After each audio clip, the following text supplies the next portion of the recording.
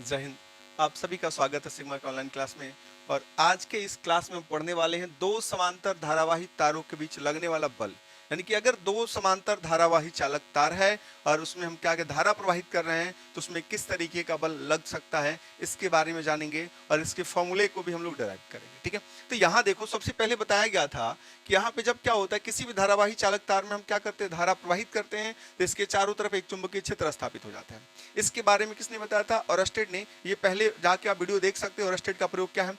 तो जब एक धारावाही चालक तार में धारा प्रवाहित करते हो तो इसके चारों तरफ क्या होता है, चुंबकीय क्षेत्र स्थापित हो जाता है। और हम बात करें कि अगर हमारे पास चुंबक का दो टुकड़ा हो तो इस पे क्या होगा भाई, चुंबक का दो टुकड़ा हो और दूसरे को एक दूसरे को समीप लेके जाते हैं तो इनमें लगने वाला बल क्या हो सकता है, प्रतिकर्षण का भी हो सकता है, नहीं तो आकर्षण का भी हो सकता है। इससे ये पता चल रहा है कि अगर दो धारावाही चालक तार है और दोनों में धारा प्रवाहित करें तो दोनों चुंबकीय क्षेत्र स्थापित करेंगे। दोनों चुंबकीय क्षेत्र जब स्थापित करेंगे तो दोनों के कारण क्या होगा, एक बल, यानी कि इधर वाला इस पे लगा, इधर वाला इस पे लगाएगा। तो दो कंडीशन हो सकता है उस बल का। क्या हो सकता है, एक बार प्रतिकर्षण भी कर सकता है और आकर्षण भी कर सकता है। तो यहाँ पे समझ लेते हैं कि कब प्रतिकर्षण करेगा, कब आकर्षण करेगा। यहाँ पे देख लो, एक यहाँ पे क्या बैटरी लगी हुई है और इस बैटरी से प्लस आवेश को इधर से हम लोग प्रवाहित कर रहे हैं। और जानते हो कि जो क्या होता है, प्लस के विपरीत क्या होता है, यानी कि कह सकते हो कि आवेश जो है, धारा जो है प्लस से प्रवाहित होती है और ऋण के क्या होते हैं, विपरीत होते हैं। ऋण आवेश इधर है लेकिन क्या धारा ऐसे प्रवाहित होगी, यानी कि इसमें से धारा ऐसे निकल के जब जाएगी, इसका मतलब क्या हुआ, जिस दोनों तारों में बहने वाली धारा की जो दिशा है वो समान है। जब दोनों तारों में बहने वाली धारा की दिशा समान है तो दोनों जो क्या है, वायर है, तार है, इसको मान सकते हो ये पी क्यू वायर है और ये क्या है, आर एस है। जब दोनों में धारा की दिशा समान है, यहाँ पे दोनों में धारा की दिशा जब समान है तो लगने वाला जो बल होगा वो क्या होगा जी, आकर्षण का होगा। क्यों होगा? क्योंकि जब दोनों में धारा समान है, दोनों में धारा ऊपर की तरफ प्रवाहित हो रही है तो दोनों समान चुंबकीय क्षेत्र स्थापित करेंगे, यानी दोनों का जो ध्रुव होगा समान होगा। जब समान होगा तो इस पे लगने वाला जो बल होगा वो क्या होगा, अंदर की तरफ होगा। ये इसको इधर की तरफ लगा, यानी कि दोनों क्या करेंगे, इसको एक दूसरे को आकर्षित करते हैं।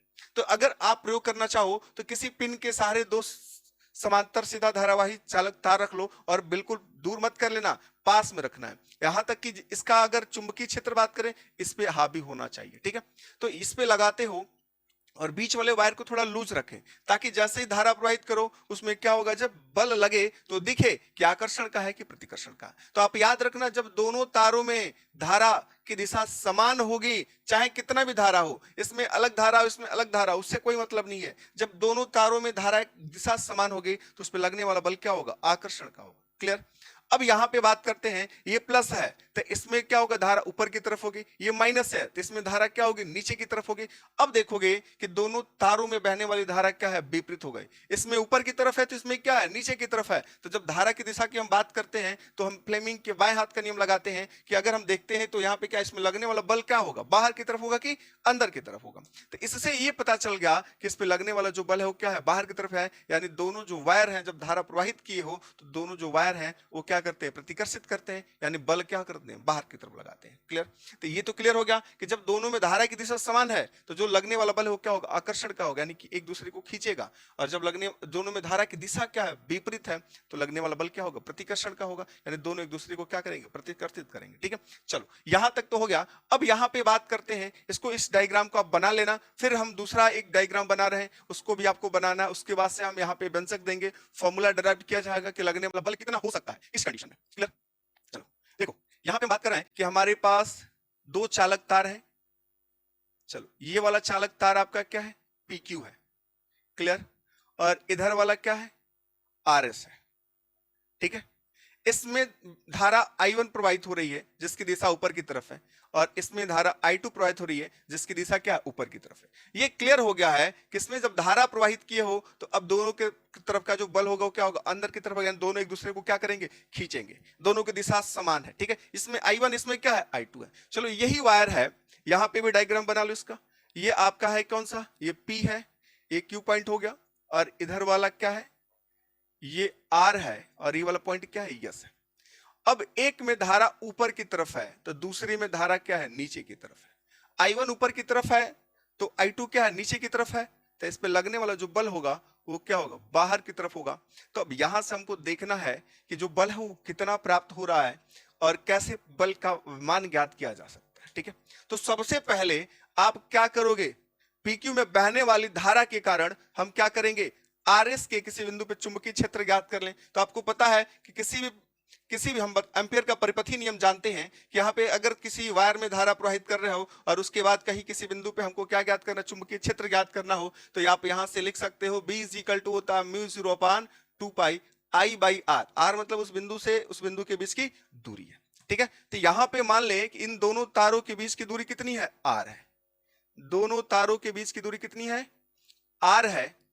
तब क्या हो जाएगा, चुंबकीय क्षेत्र देखोगे इसके कारण ये I1 धारा यानी कि PQ में धारा प्रवाहित की I1, इसके कारण इस बिंदु पे जो चुंबकीय क्षेत्र होगा वो आप क्या लिखोगे, I1 धारा है तो चुंबकीय क्षेत्र हम B1 ले लें, तो B1 इज इक्वल टू होगा म्यू 0/2 पाई। अब I1 बाई बीच की दूरी क्या है, R ही तो है, तो I1 बाई R हो गई। और आपको बताया गया था कि जब एक समान चुंबकीय क्षेत्र में किसी धारावाही चालक को किसी कोण पे रखते हैं, तो पिछले वाले वीडियो में जाकर देख लेना, किसी कोण पे रखते हैं तो इस धारावाही चालक पे लगने वाला जो बल होता है, यानी कि बल जो होता है, जो बल होता है F, वो क्या होता है, IBL साइन थीटा होता है। इसके बीच का कोण थीटा है और इस चालक की लंबाई क्या है, L है। तो ये फॉर्मूला होता है इस धारावाही चालक पे लगने वाला बल। चलो IBL साइन थीटा, क्योंकि इसमें इस धारावाही चालक में I एम्पीयर की धारा प्रवाहित हो रही थी। अब देख लो IBL साइन थीटा है, तो अब यहां से क्या करोगे, इसमें पहले PQ में धारा प्रवाहित की, उसके कारण चुंबकीय क्षेत्र इस पे देख चुके हो, क्लियर। जब इस पे चुंबकीय क्षेत्र स्थापित हो गया तो आप देखोगे ये इसका चुंबकीय क्षेत्र की दिशा इधर हो जाएगी, क्योंकि धारा देखो ऊपर की तरफ है तो चुंबकीय क्षेत्र उसके लंबवत क्या होगा, इस डायरेक्शन में होगा, इधर की तरफ होगा। और इसमें कोई दूसरा धारावाही चालक तार ऊपर की तरफ यानी लंबवत रख दिया गया है, तो क्या होगा, इस पे लगने वाला जो बल होगा, यहीं पे जो अभी F is equal to IBL sine theta की बात कर रहे थे वही यहाँ पे मिलेगा। तो मान लेते हैं कि RS की जो लंबाई है L मीटर लंबाई पे लगने वाला जो बल है वो आपको क्या मिलेगा, F इज इक्वल टू, इसमें बहने वाली धारा कितनी है, I2 है। अब ये B1, इसके कारण यहाँ पे जो चुंबकीय क्षेत्र उत्पन्न हुआ था इस बिंदु पे जो चुंबकीय क्षेत्र उत्पन्न हुआ तो क्या है, B1 है। तो किस चुंबकीय क्षेत्र में RS रखा गया भाई, B1 में रखा गया है। और यहाँ पे लिखेंगे क्या, साइन थीटा। बट यहाँ पे देखोगे थीटा का जो वैल्यू वो कितना है, 90 डिग्री है। चुंबकीय क्षेत्र देखो, चुंबकीय क्षेत्र ऐसे है भाई, इस डायरेक्शन में है और इसके लंबवत रखा गया था। यहाँ पे जो थीटा का वैल्यू मिला वो कितना मिला, 90 डिग्री मिला। तो आप यहाँ पे रखोगे तो F इज इक्वल टू आपका I2 तो होगा और B1 का वैल्यू कितना रखोगे, ये म्यू 0/2 पाई ये I1/R और यहाँ पे साइन 90 डिग्री। साइन 90 का वैल्यू होता है 1, तो आप लिखोगे F इज इक्वल टू, इसको लिखा जा सकता है म्यू 0/2 पाई, ये होगा I1 I2/R। क्लियर, ये इतना आपको यहां से बल मिलेगा। यानी PQ में धारा I1 है, RS में धारा I2 है, तो इसके मध्य या कह सकते हो इसके कारण, इसके मध्य कहो चाहे इस पे कहो, तो लगने वाला जो बल है वो इतना प्राप्त होगा। क्लियर। अगर हम कहें कि RS के कारण इस पे उत्पन्न चुंबकीय क्षेत्र, तो आप लिखोगे B2 है, लेकिन B2 का वैल्यू कितना होगा, यही म्यू 0/2 पाई I2/R हो जाएगा। और फिर बल जब ज्ञात करोगे तो बल भी क्या होगा, इस RS के कारण इस पे जो बल होगा वो भी क्या होगा, सेम होगा, F ही होगा। यानी आप कह सकते हो PQ जितना बल इस पे लगाएगा उतना ही बल सेम क्या करेगा, ये लगा। यानी कि इसके मध्य में जो भी बल लगने वाला होगा यही बल लगेगा। F is equal to mu 0/2 pi I1 I2/R। और यही क्रिया इसमें भी होगा, ये बल इधर की तरफ लगेगा, ये बल क्या होगा, इधर की तरफ लगेगा। लेकिन दोनों अवस्थाओं में बल क्या होगा, यही हमको मिलने वाला है।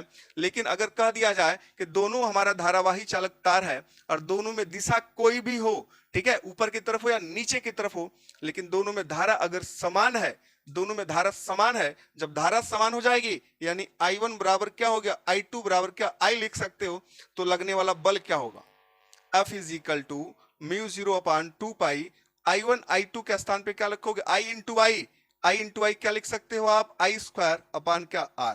तो अब यहां से ये फॉर्मूला मिल गया कि अगर दोनों धारावाही चालक तार हैं और दोनों एक दूसरे के समांतर हैं और दोनों में समान धारा प्रवाहित हो रही है, तो लगने वाला जो बल होगा वो क्या मिलेगा, F is equal to mu 0/2 pi I² क्या R। और बल का मात्रक जानते हो आप क्या होता है, न्यूटन होता है। कोई डाउट है इसमें? चलो, ये बहुत ही आसान है और बहुत ही इंपॉर्टेंट है। तो आप पहले वाला फिगर बनाना, फिर उसके बाद से साइड में ये दोनों फिगर बना लेना। उसके बाद से क्या करोगे, इसको आप लिख सकते हो। ठीक है, अगर नोट में लिखना हो तो नोट करके लिख लेना कि यदि दोनों धारावाही चालकों में समान धारा प्रवाहित हो रही हो तो ये क्या करना है, ये वाला ग्राफ यानी कि दो ये वायर बना लेना। फिर से अब क्या लिखोगे, इसको PQ ले लेना और इसको क्या ले लेना, RS, और दोनों में समान धारा प्रवाहित कर देना, तो देखना कि यही आपको मिलेगा। ठीक है, कोई कंफ्यूजन? चलो यहां इसको देख लो, इसमें कोई भी डाउट हो आप जाके चैट सेक्शन में जाओ और फिर बताओ कि कहां किस पॉइंट पे आपको डाउट होता है, या इस चैप्टर से रिलेटेड अगर कोई भी समस्या आपको है तो आप चैट सेक्शन में जाओ और फिर बताओ मुझे, उसका सॉल्यूशन आपको मिल जाएगा। ठीक है, और आपको ये पूरा चैप्टर देखना, यही पूरा चैप्टर नहीं, आप क्लास 12 का पहला से लेके ये 7वां चैप्टर है, 7 नंबर चैप्टर है आपका, 7 तक देखोगे तो जाके प्ले लिस्ट बना है, सब देख सकते हो, वो भी फ्री ऑफ कॉस्ट है।